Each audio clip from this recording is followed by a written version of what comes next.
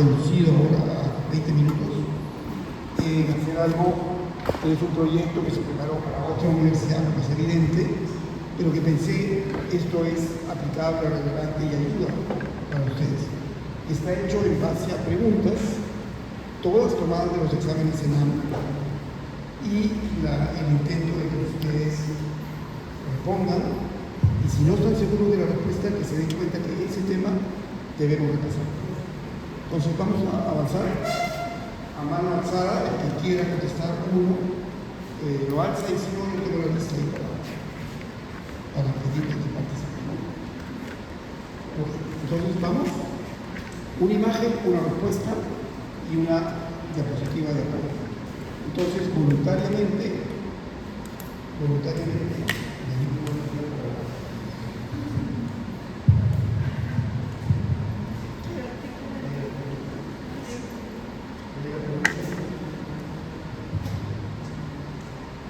De 48 años acude al consultorio por presentar disfagia a líquidos y sólidos con disminución de 3 kilogramos, no reporta pirosis.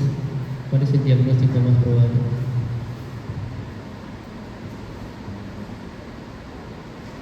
Piensen cuál es el punto, los tres. El tema es evidentemente disfagia en este caso, y hay algunas claves que yo quiero ayudarlas a recordar.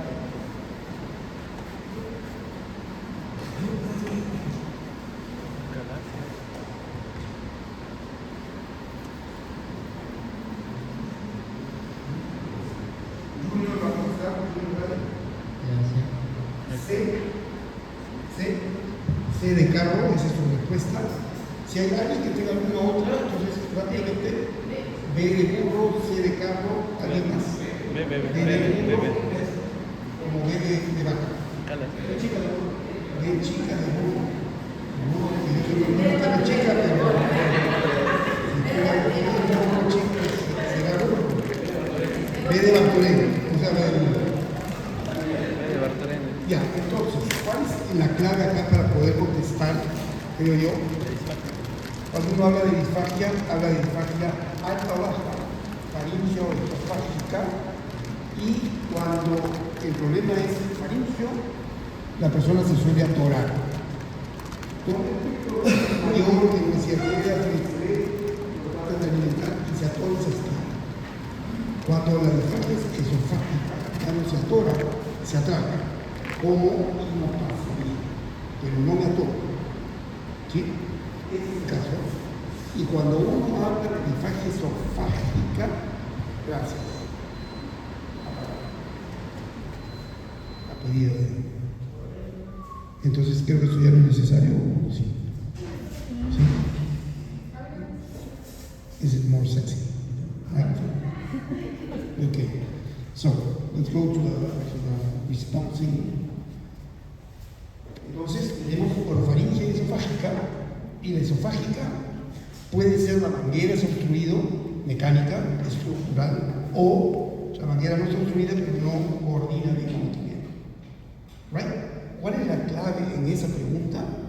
Es el hecho de que diga sólidos y líquidos a la vez. Cuando es una cosa estructural, la manguera poco a poco se va obstruyendo, entonces el líquido pasa bien, y el sólido se atraca un poco. Entonces, cuando uno ve esa historia, sólido y líquido, si además se apoya de intermitencia, o sea, hoy estoy bien, mañana no, y pasado mañana vuelvo a estar mejor, yo pienso que es un motor. Y dentro del motor, un diagnóstico resalta por encima de otra frecuencia, y se llama acalasia, ¿correcto? Entonces, Junior, quisieras ahora con más seguridad. Tú dijiste C, quisieras cambiar de repente. La B, ¿sí? Entonces creo que la mayoría sabe lo correcto, y para quienes no, este es el momento de equivocarnos, este es el momento de repasar y corregir. Entonces, por frecuencia uno piensa, esto es acalasia. Si lo pienso, debo hacer una endoscopía siempre, asegurarme que la manguera está libre, y después pensar los trastornos motores se diagnostican por manometría. Que lo hacemos a cada rato, no lo tenemos. Que deberíamos, sí. Pero el diagnóstico técnico académico es manometría. Y debo ver que el esfínter no relaja. Y la peristalsis esofágica es muy pobre. Por lo tanto, la comida no avanza. Se atora. No se atora, se atora. En la faringe se atora. En la otra se atora. Y en algunos casos lo atrapan y lo atora. ¿Okay? ¿Pasamos a la siguiente, muchachos? ¿Sí? Pasemos a la siguiente. Entonces, ahora, ¿quién ve una dama? Vamos alternando. ¿Me quieres ayudar?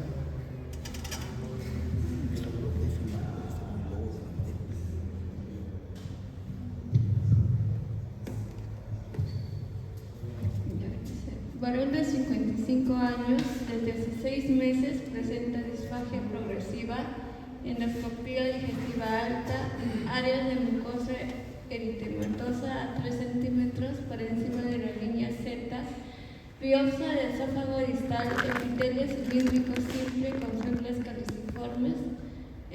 Pensando en complicaciones posteriores, ¿cuál es la más probable? Tómese un minuto para entender la pregunta y mientras yo quisiera antes de contestar la pregunta propiamente que me diga. Maricielo, que me digas tú qué cosa crees que tiene este paciente con todos sus hallazgos.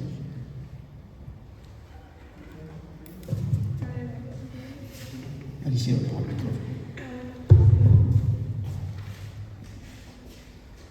Este también tiene disfagia, la diferencia es que aquí es lo que se llama progresivo, cada vez es poniendo peor.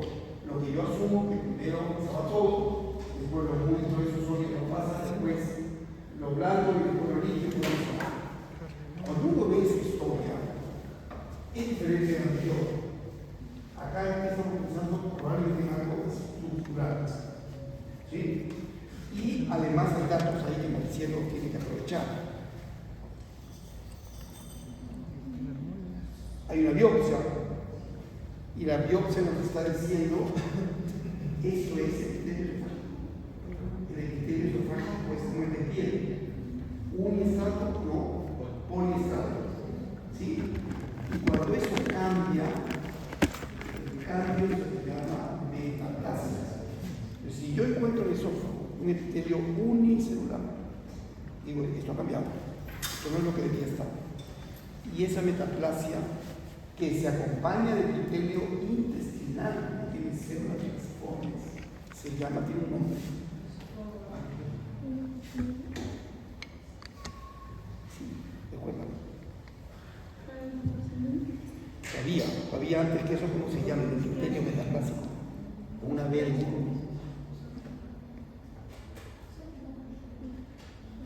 Sí, tibio, tiene un nombre propio y se usa tanto que todos debemos recordarlo.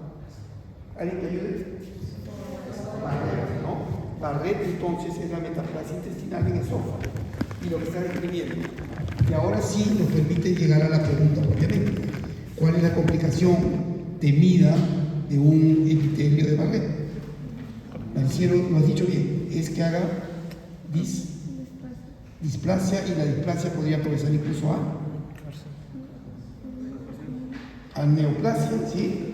Y la neoplasia que ocurre aquí es una neoplasia adenocarcinomatosa. Entonces, respuesta.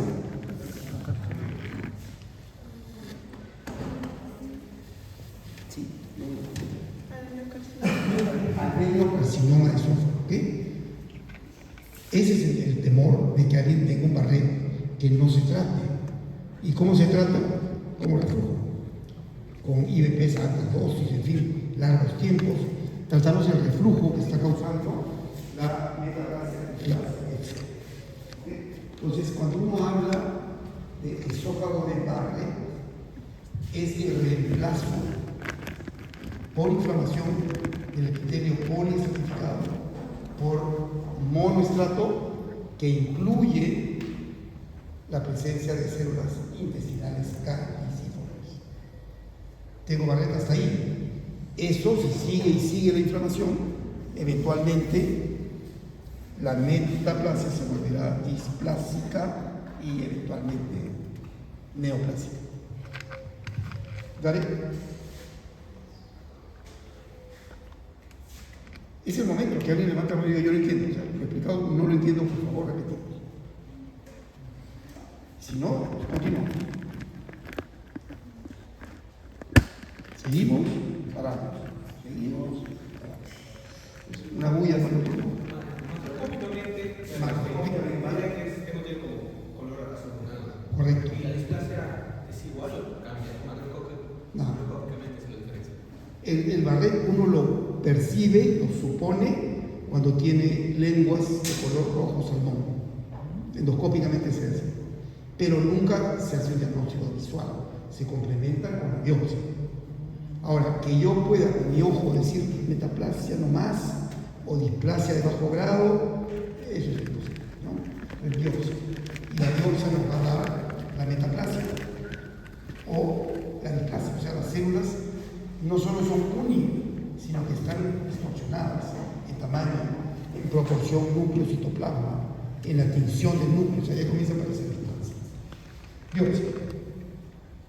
¿Sí? Tratamiento de ERGE a alta dosis, largo tiempo y con vigilancia para ver en qué momento se vuelve una displasia de alto grado y tengo que intervenir. Y en el caso de cáncer en la endoscopia, no necesariamente va a haber una exploración. Puede ser una úlcera, puede ser una irregularidad. Recuerde, el paciente está teniendo disfagia progresiva, o sea que ya debe tener una luz reducida por un crecimiento tumoral. Entonces, en el esófago, que de la clase tenemos dos tipos de cáncer: el epidermoide clásico de tercio medio y el adenocarcinoma del cual estamos hablando ahora. ¿Cuáles son los factores de riesgo para el adenocarcinoma? El reflujo, el Barrett, sin duda. ¿Sí? Y para el carcinoma epidermoide, ¿quién me ayuda con?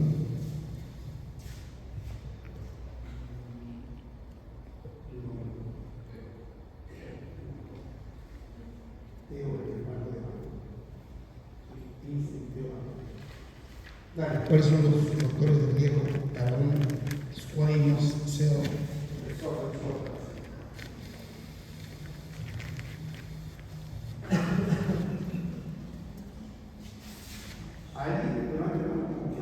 Conozco uno o dos, Héctor.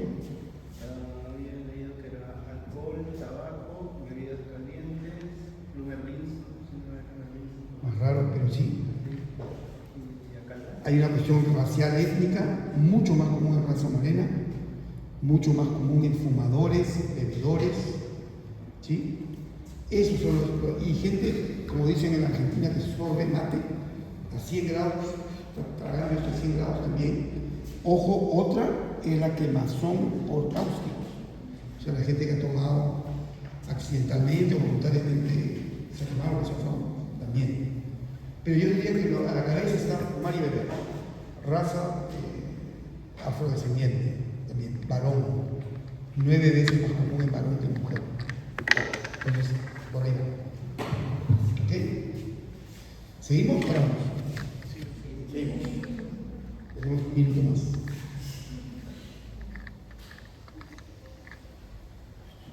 So we move on to gastroesophageal reflux. ¿Sí? Y eso, el tema está dado, o sea que no hay sorpresa de qué vamos a preguntar. Okay, so we a gentleman. Sir? Sir, are you a gentleman? No.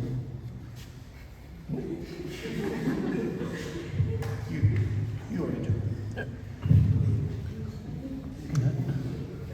Un varón de 63 años presenta regurgitación y pirosis que aumenta con la ingesta de alimentos y de cúbito dorsal. ¿Cuál es el método para confirmar el reflujo gastroesofágico? Tomen unos segundos, piensen bien qué se está preguntando. Miren, ninguna de estas preguntas las he hecho yo. Son tomadas del examen nacional de medicina, que todos vamos a tener que dar cuando nos graduemos, sea de Piura, de San Marcos o de la Amada Alba. ¿No he dicho? La fechimetría esofágica, doctor, de 24 horas. La fechimetría esofágica de 24 horas. La letra. Entonces, ¿qué letra? La. Por respuesta, alguien tiene una diferente o apoya la una o dos manitos pasadas.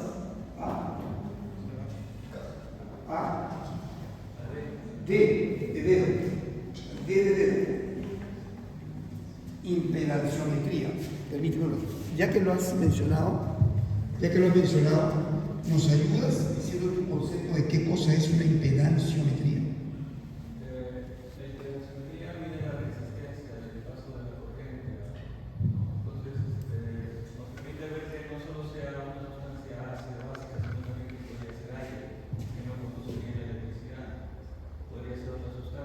Por ejemplo, alimento, podría ser la misma saliva que se queda acumulada. sí, pero normalmente la usamos para diagnosticar reflujo biliar, o sea que no es ácido, pero que igual es dañino. Entonces, la respuesta correcta a esta pregunta bien podría ser, y yo creo que de hecho la mayoría de gente que marque pH-metría es correcto porque nos está diciendo la pregunta, y por eso hay que fijarse bien. El reflujo gastroesofágico es ácido. El reflujo duodeno-esofágico, que no es ácido, se diagnostica con impedancia. Sin embargo, el que responde a impedancia tiene toda la razón y es reclamable. Pero,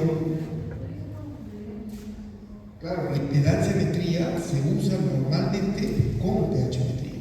Entonces, si yo pido una impedancia, me va a marcar el pH-metro más impedancia. Pero ambas tendrían razón.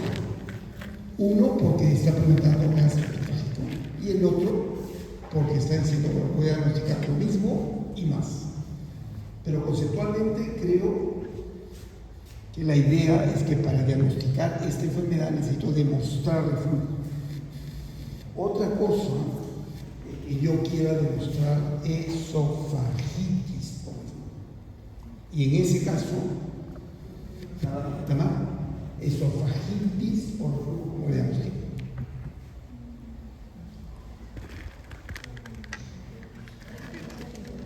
Ahí tengo que meter mi endoscopio y ver que el epitelio tiene daño. Y la esofagitis sí tiene grados, Los Ángeles A, B, C.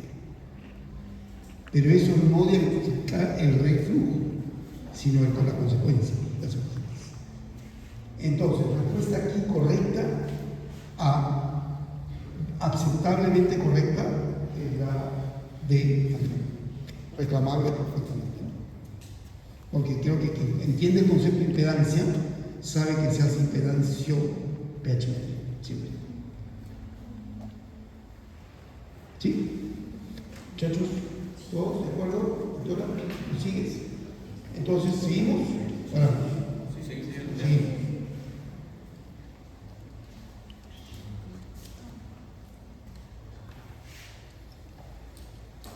pH-metría de 24 horas. Normalmente usamos el valor de 4 y decimos pHs de 4 o menos, por más del 10% de todas las horas que han mantenido el pHímetro, el reflujo. Ese nivel de conocimiento exacto no es lo que podemos contar en clase de ustedes. Conceptualmente saberlo, que hay que demostrar el flujo. El valor exacto no creo que sea menor. No en el momento, ¿no? Quien se dedica a esto sí tendrá que saber, pero esa es la idea. It was a gentleman, now it's a lady's turn. Is any lady willing to hold the microphone?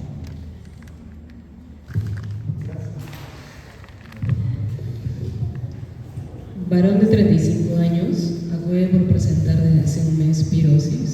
regurgitación ácida y tos nocturna que aumenta con la ingesta de café. Niega disfagia y pérdida de IMC. ¿Cuál es el diagnóstico?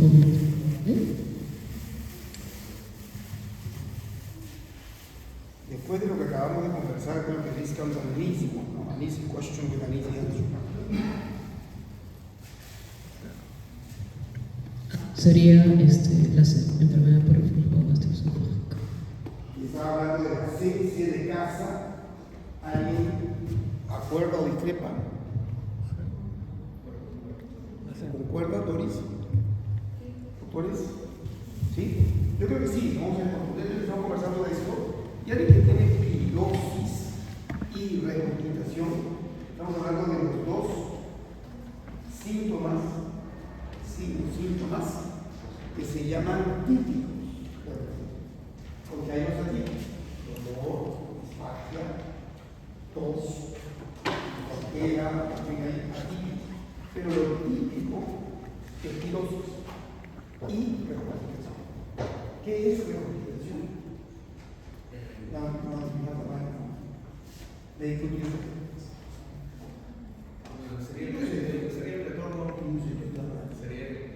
El retorno del contenido, digamos, del sistema,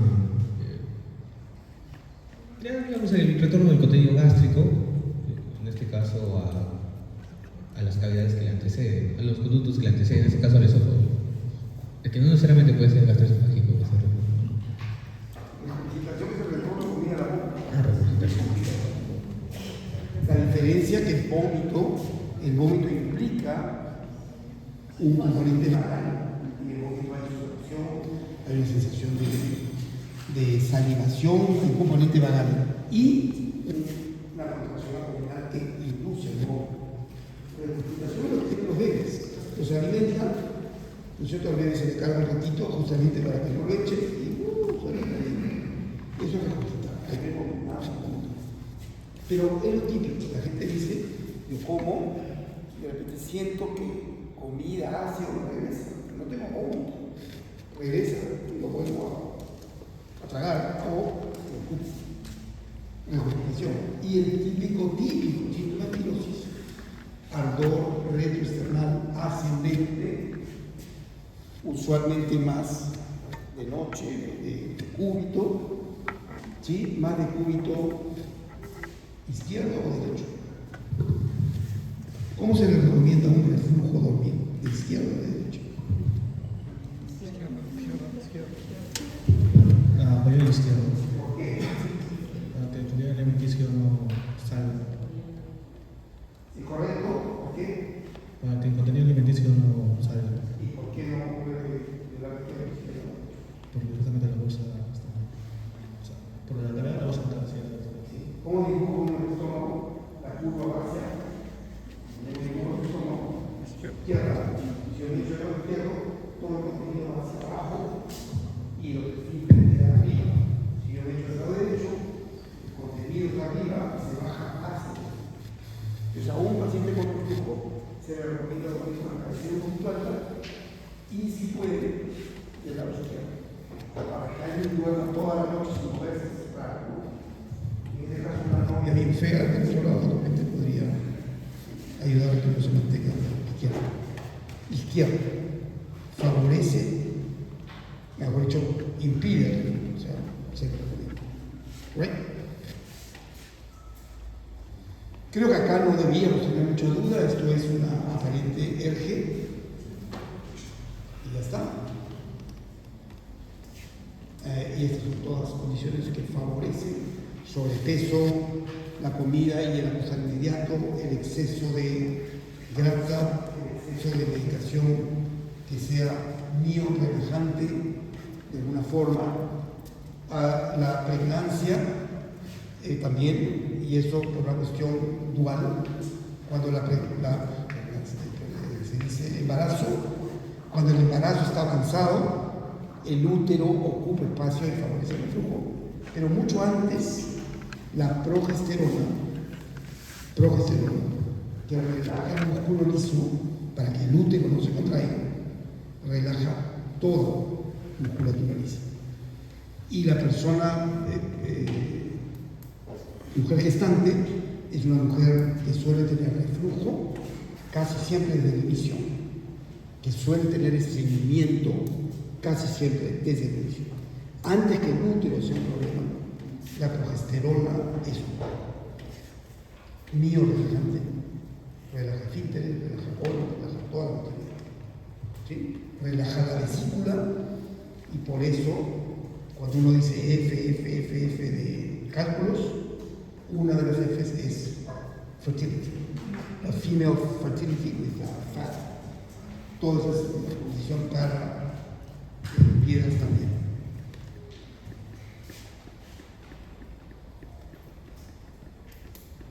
Esto es un poco más difícil de leerlo, pero lo pasamos. Hemos tenido una sesión con el doctor César Guamán de hemorragia digestiva alta, creo, o hemorragia digestiva en general, ¿sí? ¿Sí? ¿Confirmado? ¿Sí? Sí. Entonces, vale. Justo la receta de ahí dice, ¿quién contestó la última?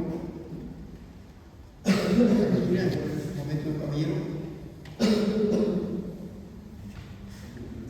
El caballero Bartolén quisiera intentar esta pregunta.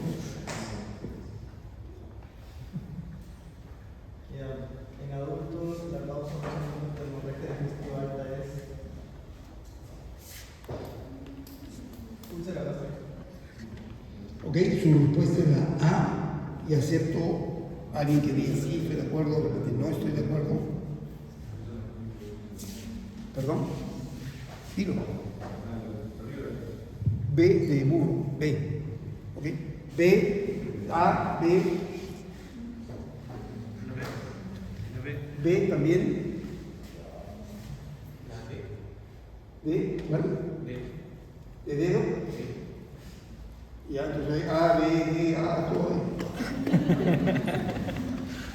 Bueno, en realidad todas son.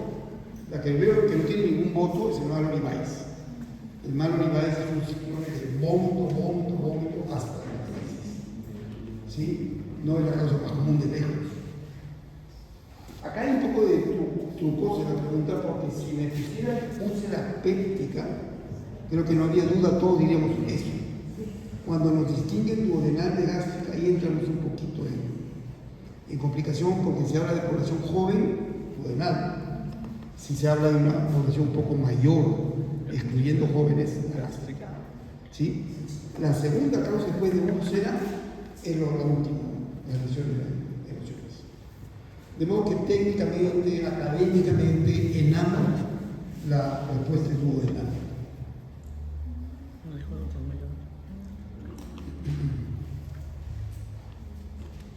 Y como causas de hemorragia, ustedes ven que úlcera gástrica y duodenal juntas se llevan la torta. Ahora, que cuál es más, una que otra, es un pleito innecesario, pero depende un poco de la población que yo vea, ¿no? En el caso particular, no es el punto de edad, pero si es adulto joven, duodenal; si es adulto mayor, probablemente gástrico. ¿Sí? El Mallory Weiss, como ustedes verán, no es tan común, y siempre hay un 10% de espacio para los portal hypertension associated upper gastrointestinal disease. Right? Right? Yep. Julie?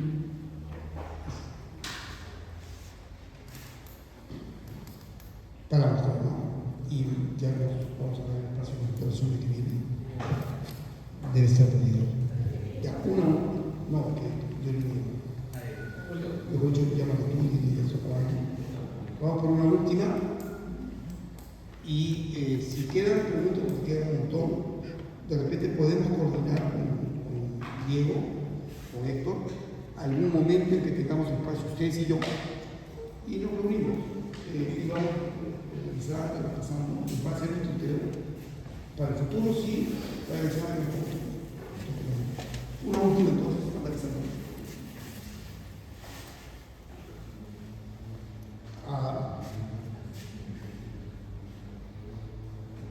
Una dama. Bisiesto más. Un varón de 50 años que se automedicó durante 7 días con altas dosis de aspirina, acitromicina e ivermectina por sospecha de infección por SARS-CoV-2. Requirió endoscopía digestiva alta por presentar abundante sangrado. ¿Cuál es la causa básica de esta complicación? Pues ahí hay que hacer un paso previo. ¿Por qué sangró? ¿Por qué creo que ha sangrado? Y después tratar de explicarle el mecanismo. El primero que te pregunto Jacqueline es, o sea, ¿por qué crees que ha sangrado este paciente con esa situación? Claro, para comunicar que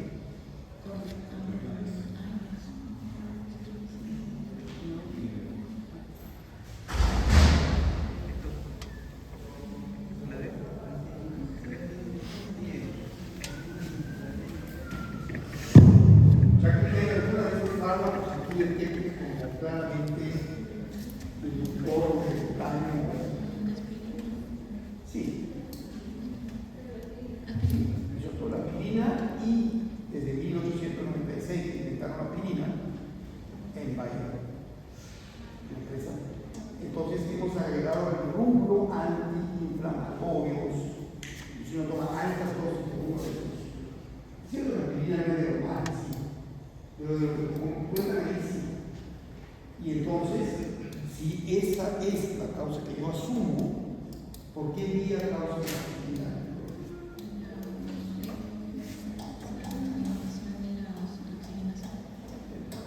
Inhibe la oxigenasa, tiene dos vertientes. Una antiinflama, enhorabuena, y la otra bloquea la producción de la barrera de defensa gástrica o gastrointestinal.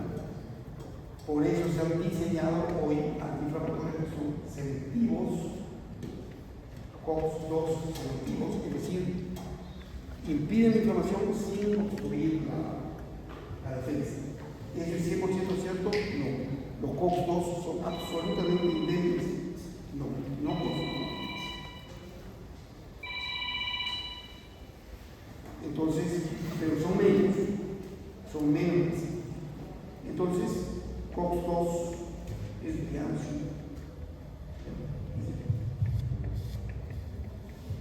los antiinflamatorios, esto repite un poco lo que acabo de decir, ¿no es cierto? Inhibidores de la ciclooxigenasa, por un lado, antiinflaman, inhibir la cascada de inflamación es bueno, pero inhibir la barrera de protección de mucosa gástrico-duodenal no es bueno.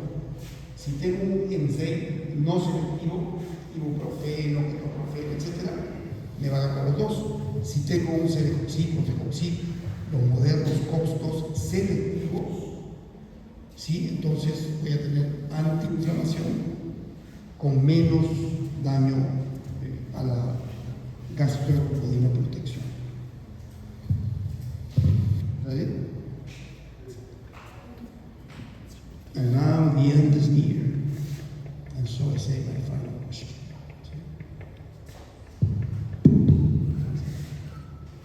Ok, entonces ya delegamos a hacer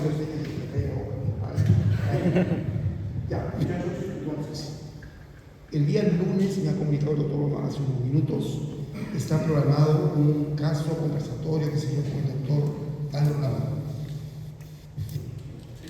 El doctor Aldo Lama no se encuentra disponible para el curso.